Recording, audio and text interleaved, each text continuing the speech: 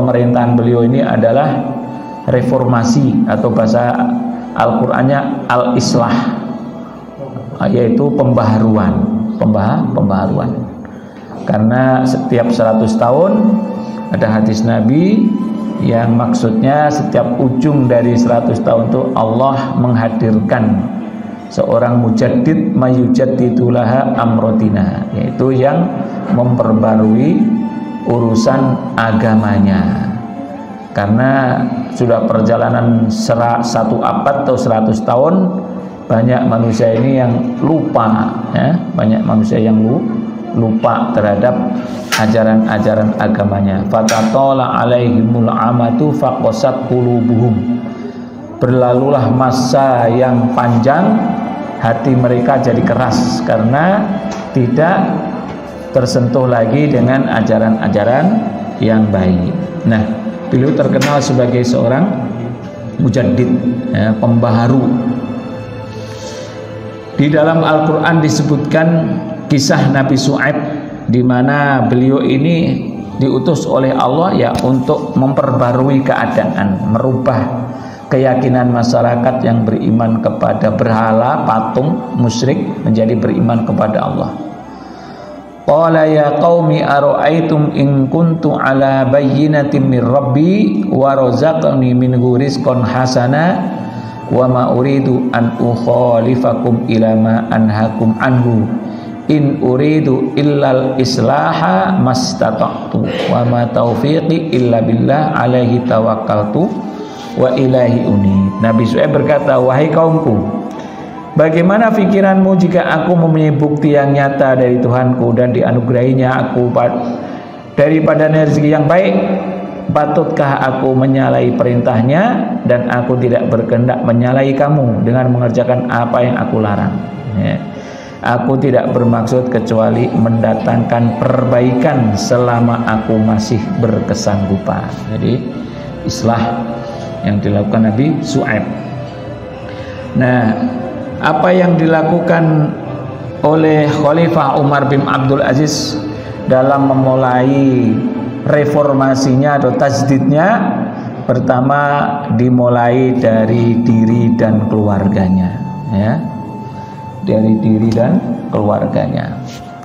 Jadi pertama dia kembali kepada dirinya, sangat sedih karena jabatan khilafah ini terpaksa diemban, jatuh di tangannya, dan sebelumnya tidak terdetik sama sekali. Bahkan dulu beliau mengucapkan istirja, innalillahi wa inna ilaihi raji'un, ya. Kemudian selanjutnya kesedihannya itu dimulai dari keluarganya, ya. Wahai Fatimah, jadi istrinya namanya Fatimah, putranya Khalifah Abdul Malik bin Marwan, aku telah mengemban beban untuk mengurus umat Muhammad, baik yang berkulit hitam maupun yang merah, maksudnya berwarna, ya. Maka lantas terpikir olehku tentang nasibnya orang fakir miskin yang kelaparan, Masya Allah, orang sakit yang terlantar, orang bertelanjang yang tidak berkain, tidak punya pakaian, orang teraniaya yang ditindas, orang asing yang menjadi tawanan perang, orang tua-tua, keluarga yang banyak anak serta hartanya sedikit. Aku ingat bahwa Allah akan menanyakan dan meminta tanggung jawabnya kepadaku tentang mereka itu semua pada hari kiamat kelak. Maka aku takut sekiranya aku tidak dapat memberikan keterangan hujahku, dari itulah aku menangis. Jadi khalifah hari pertama saja sudah menangis dia, karena betapa berat nanti di hadapan Allah Subhanahu wa taala tanggung jawabnya itu, ya, tanggung jawabnya. Jadi khalifah. Jadi pertama beliau menangis karena begitu berat cobaannya. Pakaiannya, nah, kita lihat pakaiannya, ya. Sebelum menjadi khalifah, Umar biasa dibelikan pakaian seharga 500 dirham, ya. 500 dirham ini ya mahal lah, mungkin sekitar berapa ya, 5 juta kali ya. Pokoknya mahal lah pakaiannya gubernur, kan dia kan gubernur, ya, Madinah. itu pun dia masih mengeluh, engkau telah membelikan pakaian yang kasar, ya. 500 dirham, dia bilang ini masih kasar, ya. Dan setelah menjadi khalifah dibelikan pakaian seharga 8 dirham. Maka dia mengkritiknya, engkau telah membelikan pakaian yang halus sekali. Dari 500 ke 8 dirham. Dia bilang ini halus sekali ini, katanya. Subhanallah, ya.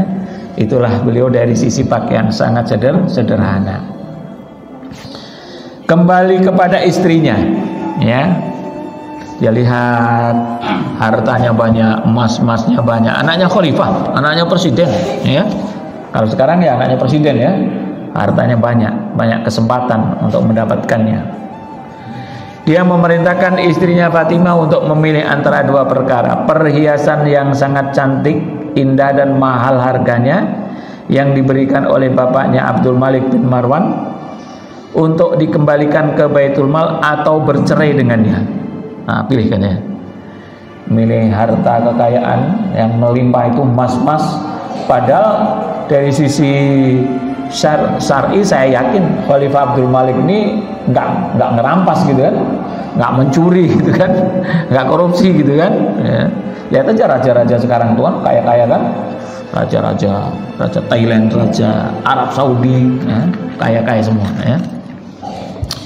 Jadi kau pilih harta yang mahal-mahal itu yang dari bapakmu atau kau bercerai dengan aku? Sampai begitu. Pernah kita ngasih gitu kepada istri kita? Nggak pernah, ya. Jangan, ya. Ini luar biasa. Bahkan aku memilihmu dengan segala kesusahannya. Aku tetap pilih kamu lah bang, gitu kan. Walaupun aku nggak punya harta emas-emas ini semua. Kemudian Umar mengembalikan seluruh perhiasan istrinya ke dalam Baitul Mal. Jadi semua emas-emas perhiasannya dikembalikan ke Baitul Mal. Ini masih di dalam kaum kerabatnya, dimulai dari kaum kerabatnya. Memutuskan uang tunjangan kaum kerabat, ya, namanya amir-amir, ya. Amir-amir itu anak-anaknya khalifah, cucunya, keponakannya, keluarga kerajaan lah, ya. Umar bin Abdul Aziz telah memutuskan uang tunjangan kaum kerabatnya, mereka kembali ke rumahnya masing-masing. Maka Ambasa bin Said berkata kepadanya, Ambasa bin Said ini salah seorang keluarga, wahai Amirul Mukminin, bahwasanya kami mempunyai hubungan kekeluargaan dengan Anda. Beliau menjawab, maksudnya kenapa kok diputuskan aku? Tunjanganku kenapa diputuskan? Harta saya tidak mencukupi bagi kalian semua, ya, saya bagi-bagi kemarin itu dari hartaku. Adapun harta ini Baitul Mal punya pemerintah, adalah hak kalian semua sebagaimana haknya seorang laki-laki yang tinggal di tempat yang paling jauh sekali dan tidak dilarang mengambilnya kecuali setelah diketahui kedudukannya. Jadi walaupun anaknya khalifah, amir, ya, terkait dengan harta Baitul Mal ini harus dibagi adil, ya. Istilahnya sampai ujung Papua sana dengan keluarga besar, para pejabat sama haknya Baitul Mal itu, ya, sama haknya. Jadi nggak boleh mentang-mentang keluarga kerajaan ini terus dapat hartanya banyak, yang itu nggak dapat. Nah, inilah diantara yang dimaksudkan tajdid itu, reformasi, pembaharuan. Dulu Nabi, para sahabat, Khulafaur Rasyidin melakukan seperti itu. Karena sudah berjalan lama, lupa jadi, nah zaman Umar bin Khattab kembalikan lagi. Kita harus seperti ini lagi. Nah, ini namanya reformasi. Yang kelima dari reformasi dirinya sendiri itu, khalifah yang bersih dari uang negara.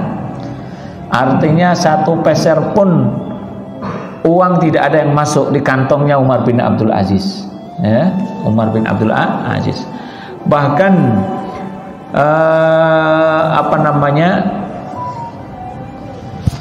perkara-perkara yang bisa dipergunakan untuk pemerintah, untuk khalifah itu pun nggak dia pakai, ya. Barangkali kendaraan atau tunjangan, ya, tunjangan dia nggak mau, ya. Umar bin Abdul Aziz tidak pernah mempergunakan harta baitul mal, harta negara, walaupun 1 dirham. Sementara Umar bin Khattab memperuntukkan bagi dirinya 2 dirham setiap hari. Maka dikatakan kepada Umar bin Abdul Aziz, jadi Umar ini digaji 2 dirham untuk dirinya. Kenapa kamu nggak pakai? Umar saja pakai 2 dirham. Kenapa kamu nggak pakai? Dia jawab, jika engkau mempergunakan uang sebagaimana Umar bin Khattab telah mempergunakan. Kemudian Umar jawab, hal itu karena Umar bin Khattab tidak mempunyai harta, sementara saya mempunyai harta yang cukup bagiku. Jadi khalifah-khalifah dulu itu ya, setelah jadi khalifah bukannya malah kaya raya, malah berkurang hartanya ya. Dulu Umar ini ya termasuk pedagang yang sukses.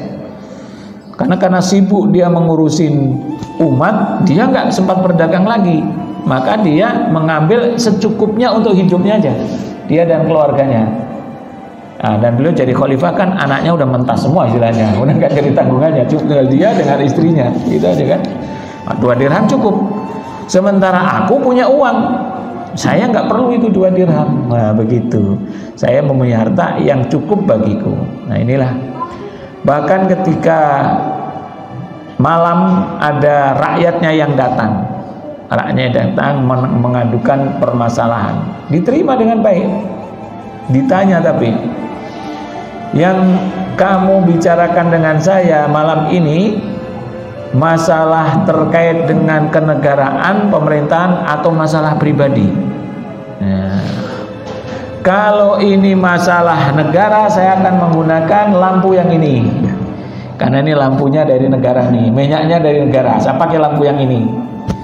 Kalau ini masalah pribadi, saya gunakan lampu yang sini, ini lampu saya ini. Sampai begitu dia menjaga harta ya. Nah, ini luar biasa. Kita walaupun bukan pemimpin, mungkin kita ini ada pengurus masjid, mungkin ada pengurus ini harus begitu ini ya. Jangan sampai menggunakan harta yang bukan punya kita. Susah Umar langsung begini, sampai lampu minyaknya itu kalau bukan urusan negara, pakai lampunya sendiri. Jadi menyusahkan ya, tapi memang itulah ya yang dilakukan oleh itu namanya reformasi, tasdid ya. Ulama di sisi Umar bin Abdul Aziz adalah murid, jadi khalifah yang zuhud, zuhud. Seorang ulama besar pada zamannya namanya Malik bin Dinar. Waktu itu ya namanya ulama, dia memang zuhud begitu ya. Anda ini ulama yang zuhud, dia jawab salah. Sesungguhnya orang yang zuhud adalah Umar bin Abdul Aziz, yang datang kepadanya dunia kemudian ditinggalkannya. Nah, yang zuhud itu yang seperti itu ya. Kekuasaannya mulai dari Spanyol sampai India, coba bayangin tuh. Ada atas itu dari Turki itu kan, ujung Turki sampai ke Sudan, sampai ke Yaman, kekuasaan beliau. Itu yang zuhud ya. Dia bisa mendapatkan apa yang diinginkan. Mau istana yang megah, kendaraan-kendaraan yang mewah, makanan yang ladit-ladit gitu ya, lezat-lezat gitu kan, apa saja, pakaian-pakaian, minyak wangi apa, dia bisa dapatkan. Karena khalifah, presiden, kekuasaannya luar biasa, rakyatnya, tentaranya siap mengabdi, membantu, tapi itu ditinggalkan. Itu yang namanya zuhud. Kalau kita memang nggak perlu zuhud karena memang nggak ada barangnya, nggak ada kita mau zuhud memang ya. Makannya itu aja, memang itu yang dimakan. Harta paling banyak mungkin 500 juta gitu kan.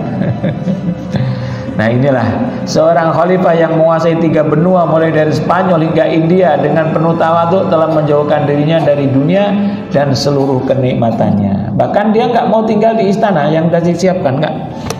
Cuma tinggal di rumah saya aja ya, tinggal di rumah saya. Nah ini mulailah seruannya. Di awal-awal kekhilafahnya dia punya seruan, hendaklah ia mengemukakan kepada kami keperluan orang yang tidak bisa mengemukakannya. Mengemukakannya. Jadi di zaman beliau ini, kalau khalifah sedang naik ini, banyak namanya para penyair, dari berbagai bidang ilmu syairnya, ya. Yang paling terkenal dan disukai khalifah pada waktu itu, ya, bukan Umar bin Abdul Aziz, adalah para penyair yang punya jiwa memuji tinggi. Dipuji dermawannya, keberaniannya, kebagusannya, kehebatannya. Yang bagus sekali itu dipuji-puji. Hingga itu nanti akan tersebar ke seluruh wilayah. Khalifah yang baik, yang adil, yang dermawan. Walaupun kadang-kadang berlebihan, namanya memuji kan ya, dengan berlebihan. Ya. Hari ini pun ada juga presiden kayak raja yang suka juga dipuji-puji gitu kan. Kalau yang muji anak kecil gitu kan, suka juga dia. Apa namanya, dipuji. Setelah itu apa? Kasih duit. Ya, kasih duit banyak paling. Nah, pada zaman beliau itu nggak diterima lagi. Penyair nggak perlu. Penyairnya sedih pada waktu itu. Khalifahnya sekarang udah ganti. Para penyair nggak dipanggil lagi katanya. Yang dipanggil apa? Para ulama atau orang yang bisa mengemukakan kesusahan rakyat. Kan kalau mau belusukan kan susah. Luas banget negaranya kan. Jadi yang bisa mengemukakan masyarakat, mari ke sini keperluannya. Ya. Seruannya tadi. Kemudian membubarkan pasukan pengawal. Ya. Pasukan pengawal pun dibubarkan. Khalifah membubarkan 600 pengawal pribadinya. Banyak ya. Dia menolak permintaan rakyatnya supaya ada pengawal khusus yang menjaga makanannya, pengawal yang menjaganya ketika menunaikan sholat, supaya tidak sampai usaha orang-orang berniat jahat dan membunuhnya. Namun semuanya saya enggak perlu pengawal, ya. Karena yang ditakuti hanya Allah Subhanahu wa taala. Nah, inilah Umar bin Abdul Aziz. Dulu Rasulullah, Abu Bakar, Umar, Utsman, Ali enggak ada pengawalnya. Pengawal itu kan dimulai sejak zaman Khalifah Muawiyah bin Abi Sufyan.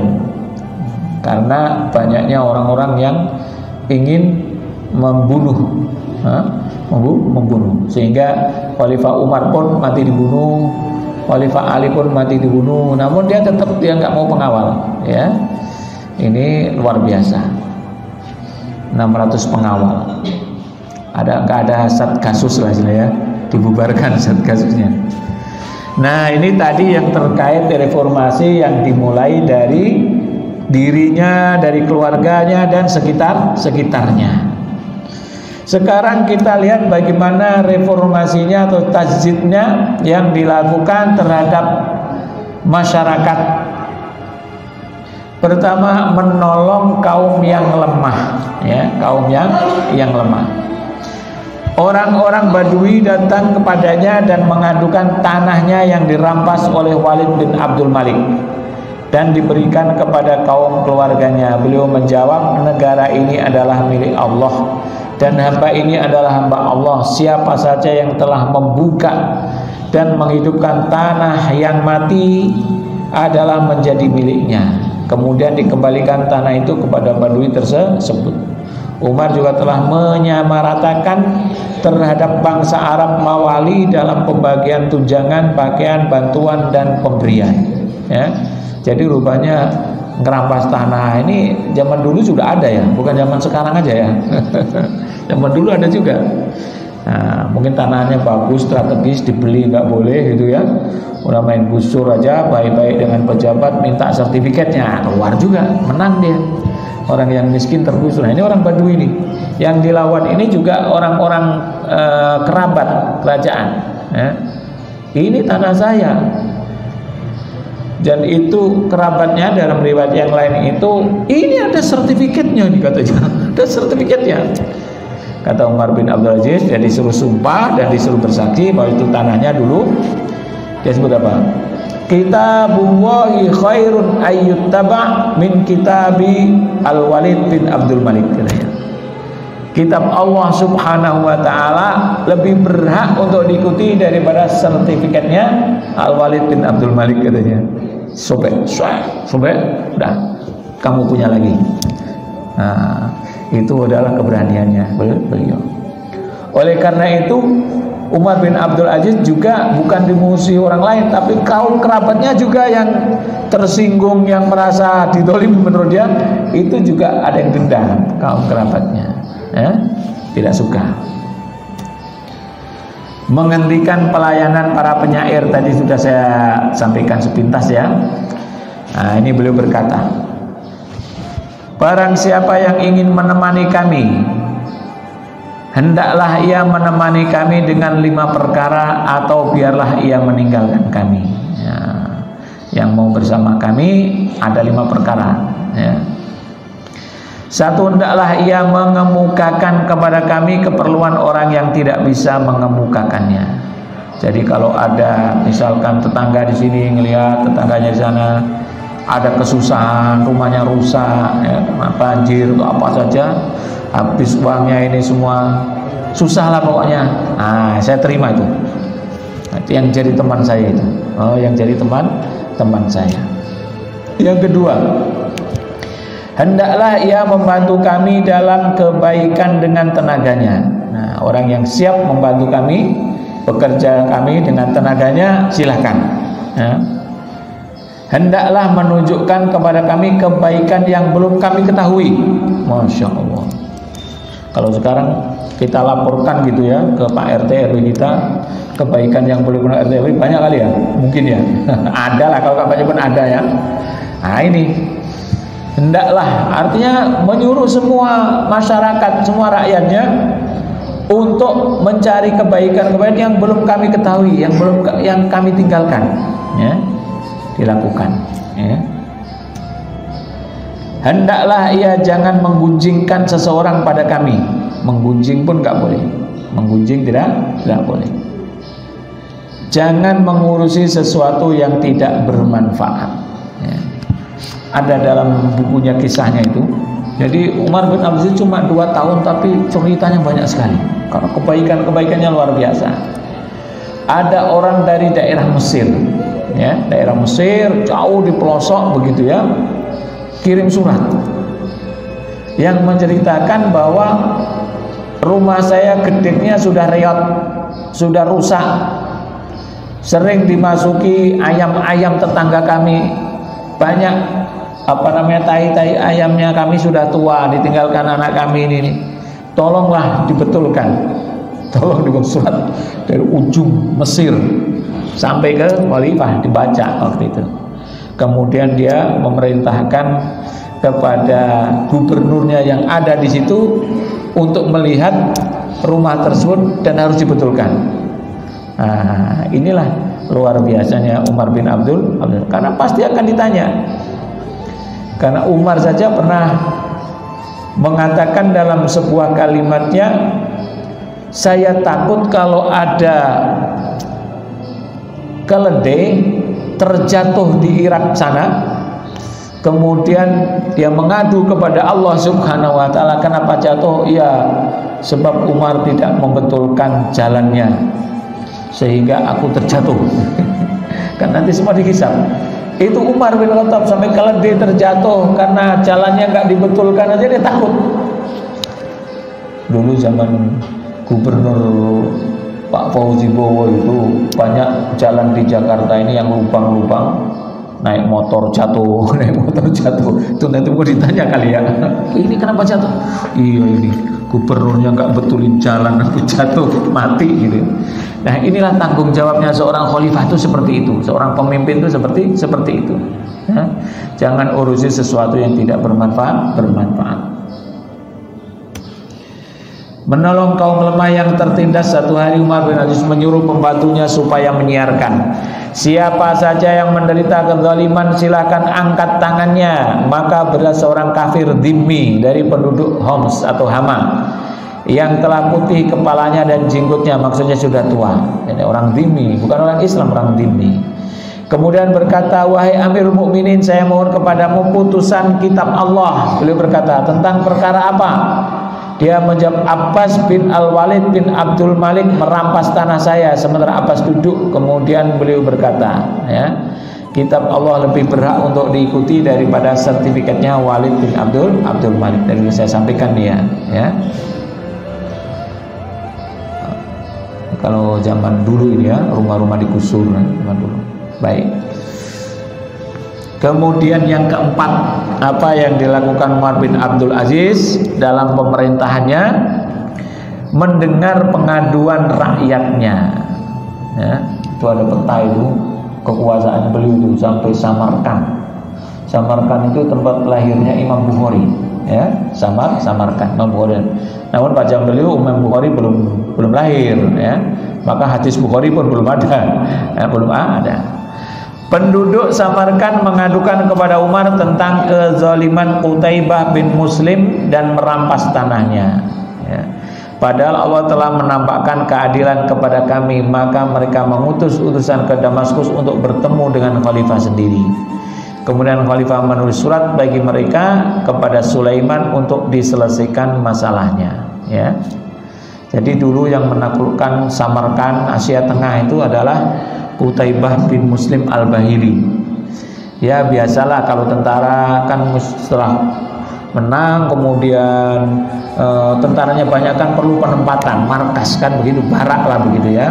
Nah rupanya ada tanah warga yang terambil begitu ya, terambil atau diambil dengan paksa. Nyatanya dia mengirim utusan dari Samarkand sampai Damaskus, jauh banget itu. Berapa bulan tuh, kayaknya bisa 2 bulan itu, jauh banget Samarkand.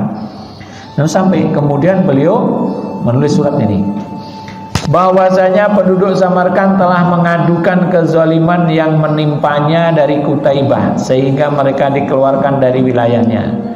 Apabila sampai suratku ini, maka angkatlah bagi mereka seorang qadhi, seorang hakim, dan selesaikanlah permasalahannya. Nah, ternyata disuruh hakim. Jika telah selesai, maka keluarkanlah kembali orang-orang Arab ke kemah mereka sebagaimana Qutaibah sebelum menakluki mereka. Demikianlah akhirnya tentara Arab itu dikeluarkan semula dari Samarkand ke barak-barak mereka dan diperlakukan secara sama, dan dibuatlah satu perjanjian baru. Penduduk Samarkand pun rela terhadap keputusan tersebut. Ya. Pada zaman beliau ini banyak sekali orang yang masuk Islam, khususnya di daerah Samarkand, Asia Tengah tuh berbondong-bondong orang masuk Islam karena adilnya itu, karena adilnya tidak zalim, ya, masyarakat menyambut, dan bawahan-bawahannya gubernur-gubernurnya taat, ya, taat apa yang dilakukan, diperintahkan oleh Umar bin Abdul Aziz, maka mereka berbondong-bondong. Karena berbondong-bondong masuk Islam, sementara pemasukannya jadi berkurang. Dulu kalau orang kafir kan ada bayar namanya jizyah, begitu ya, pajak lah gitu ya, pajak. Banyak kan kafirnya, banyak kan pajaknya berarti banyak. Karena masuk Islam jadi berkurang waktu itu. Terus kemudian dia kirim surat kepada kemudian si gubernur yang memerintah itu ingin mengetes keislaman mereka. Kalian harus mau bersunat semuanya, katanya. Sunat semuanya. Kalau nggak sunat, nggak diterima Islamnya, begitu.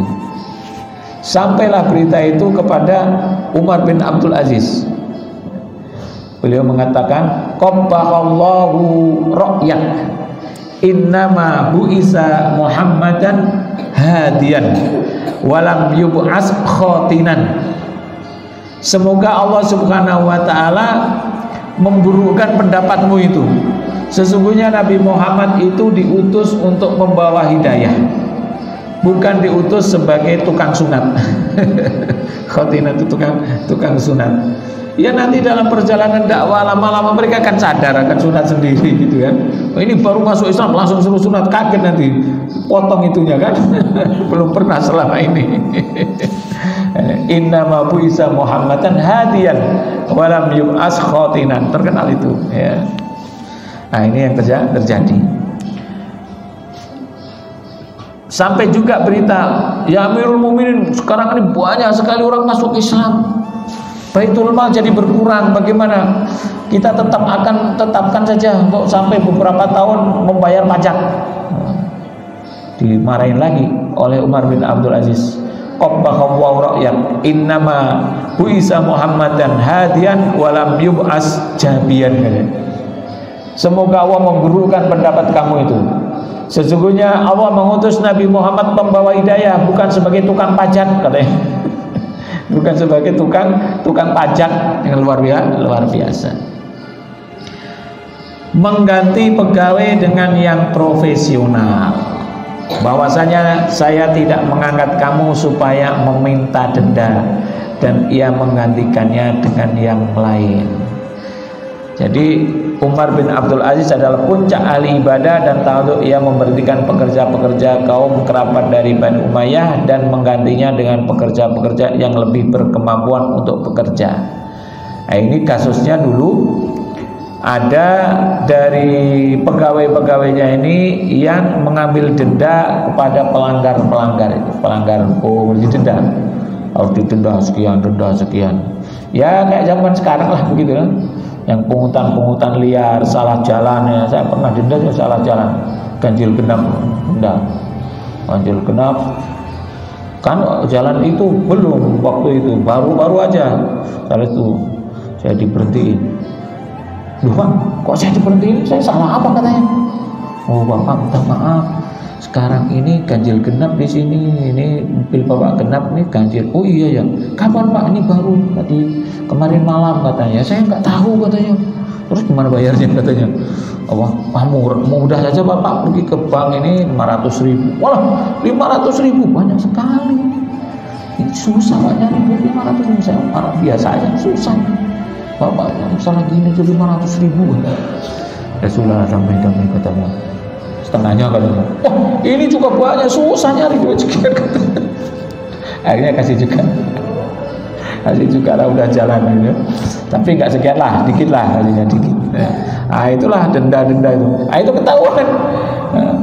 ketahuan oleh Umar bin Abdul Aziz, kemudian diganti dia. Aku mengangkat kamu itu bukan untuk mencari denda katanya. Aku mengangkat kamu untuk bekerja yang baik, diganti yang nggak profesional. Ini yang luar, ini yang namanya tasdid ya. Tasdid atau islah yang dilakukan oleh Umar bin Aziz. Bukan itu saja, memecat para gubernur yang zalim dan menggantinya dengan yang baik.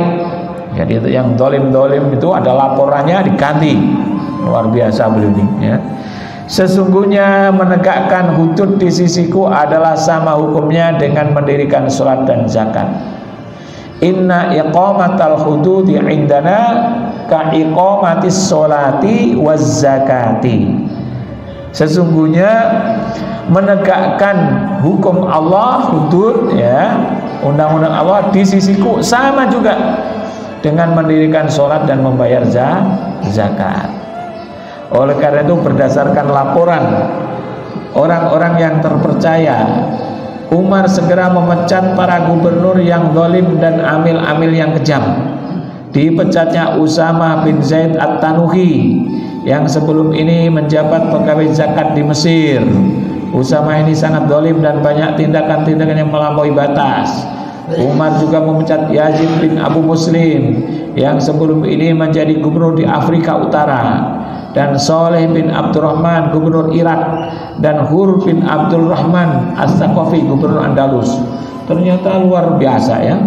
Walaupun wilayahnya jauh luas itu terpantau oleh beliau. Ini wilayahnya beliau nih. Yang warna ungu itu wilayahnya. Dari Spanyol sana sampai Samarkand sampai India.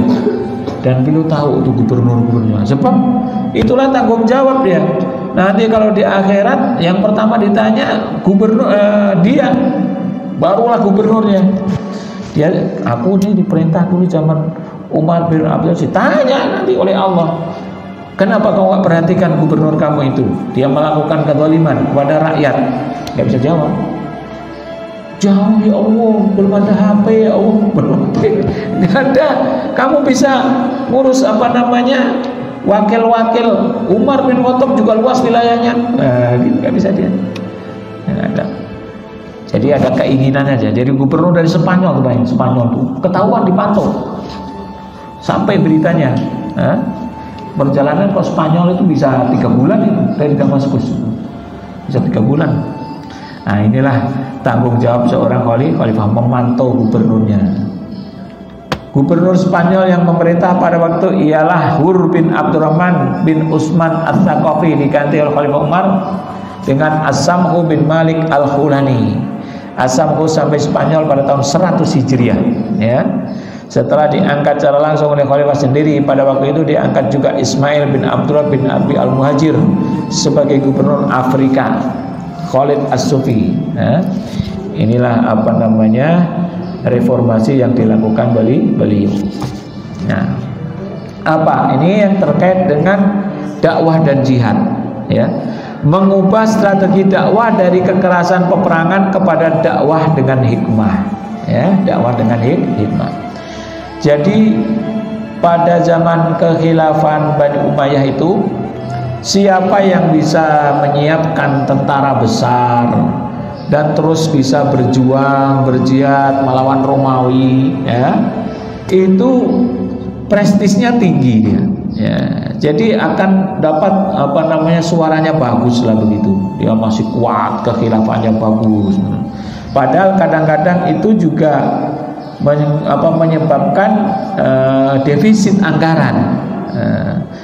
Itu yang pertama. Yang kedua, yang paling bahaya ini sudah ada masuk riya. Jihad sebetulnya harus karena Allah Subhanahu wa ta'ala, tapi kalau sudah dimasuki riya, aku harus bisa juga menyediakan tentara, itu tidak bagus. Maka pasukan Islam yang waktu itu mengepung Konstantinopel, ya, yang dipimpin oleh Maslamah bin Abdul Malik pada zaman khalifah sebelum dia, yaitu Khalifah Sulaiman bin Abdul Malik. Ada pasukan hampir mungkin 100.000 yang masih mengepung di sana itu, ya. Oleh beliau dipanggil balik lagi ke Madinah, ke Damaskus, ya. Ketika orang-orang di Asia Tengah memantau para gubernurnya berbondong-bondong memasuki Islam, maka Al-Jarrah memberikan usulan supaya diuji mereka dengan khitan. Tadi sudah saya sampaikan, ya. Umar menjawab pada gubernurnya, "Qabbah rakyat, innama Allah ma'udzina sebagai pendakwah, bukan diutus sebagai tukang khitan." Jadi dakwah kekerasan istilahnya, ya, yang jihad itu, yang tidak betul-betul fokus, ada tujuannya yang jelas, nggak dibuat, ya, nggak dilakukan, bahkan dipanggil, diganti dengan dakwah-dakwah yang bil hikmah wal mau'idhah hasanah. Maka di seluruh negara banyak para dai, para ulama yang disebar. Negara yang luas itu perlu pencerahan para ulama-ulamanya, ini dilakukan, sehingga banyak sekali yang masuk Islam, ya, yang dilakukan. Nah, pada zaman beliau ini Islam sampai di Prancis, ya.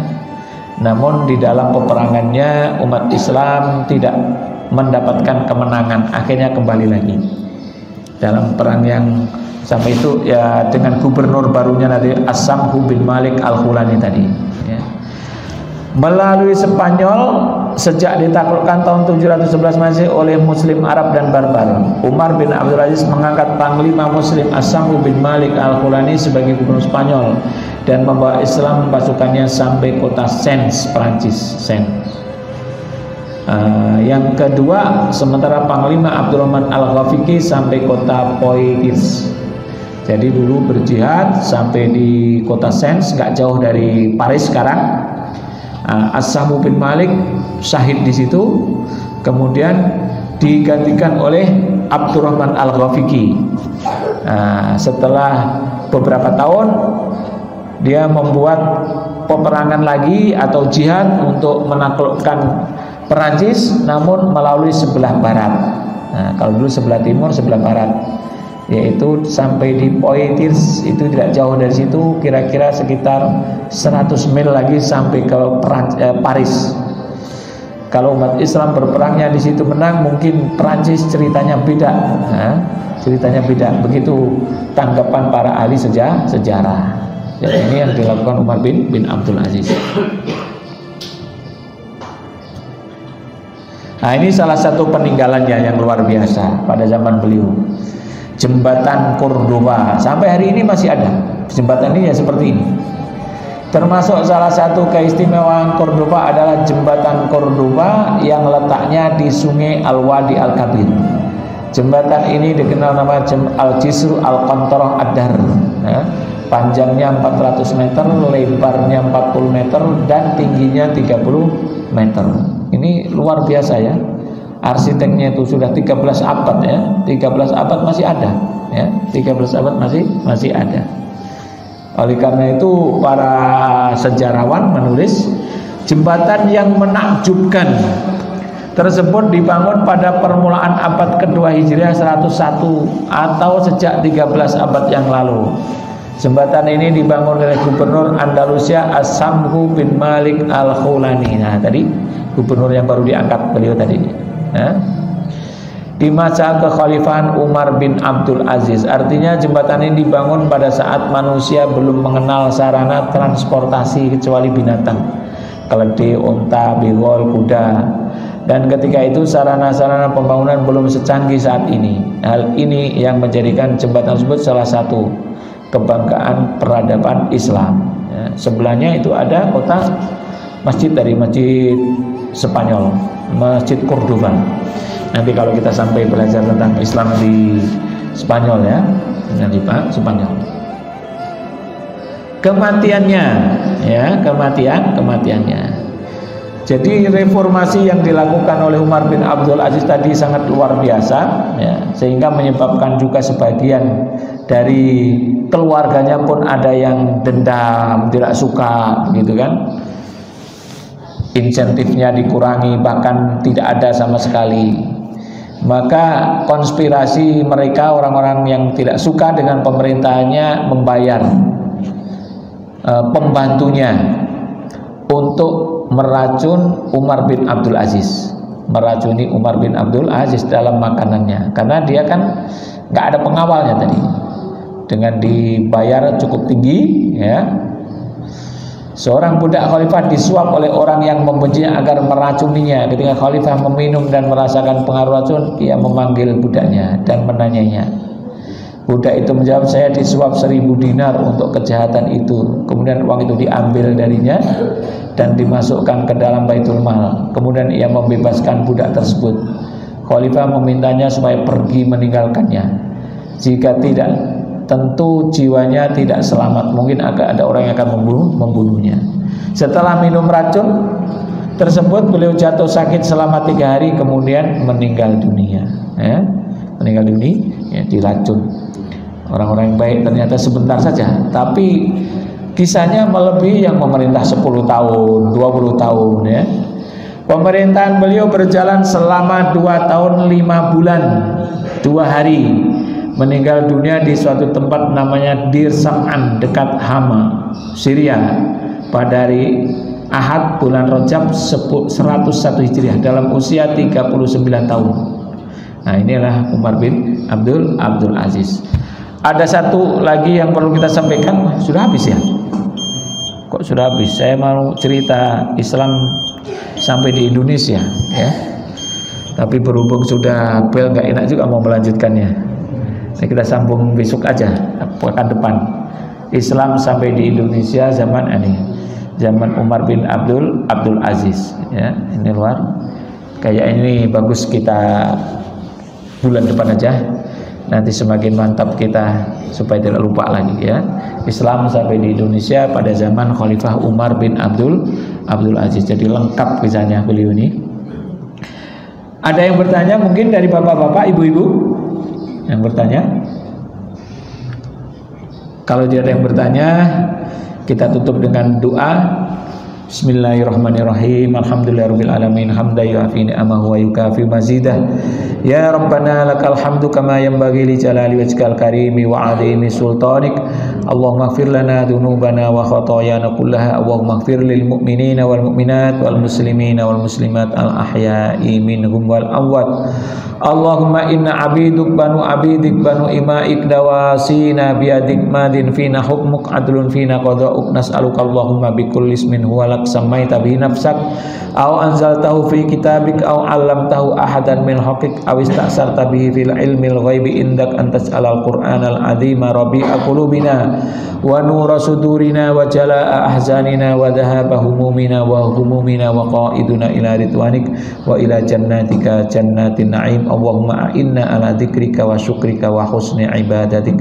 Rabbana dzulamna anfusana fa illam taghfir lana wa tarhamna lanakunanna minal khasirin. Rabbana atina fid dunya hasanah wa fil akhirati hasanah wa qina adzabannar wa tub alaina innaka antat tawwabur rahim. Sallallahu ala Muhammad subhana rabbika rabbil izzati amma yasifun wa salamun alal mursalin walhamdulillahi rabbil alamin. Al-Fatihah. A'udzu billahi minasyaitonir rajim. Bismillahirrahmanirrahim. Iyyaka na'budu wa iyyaka nasta'in. Siratal ladzina an'amta 'alaihim ghairil maghdubi 'alaihim. Demikian Bapak-bapak, Ibu-ibu, kajian kita terkait dengan khalifah yang adil dan zuhud, Khalifah Umar bin Abdul Aziz. Semoga kita mendapatkan pengajaran-pengajaran yang berharga. Sekian, apabila ada kesalahan dan kekurangannya kami mohon maaf yang sebesar-besarnya. Wabillahi taufik wal hidayah. Wassalamualaikum warahmatullahi wabarakatuh.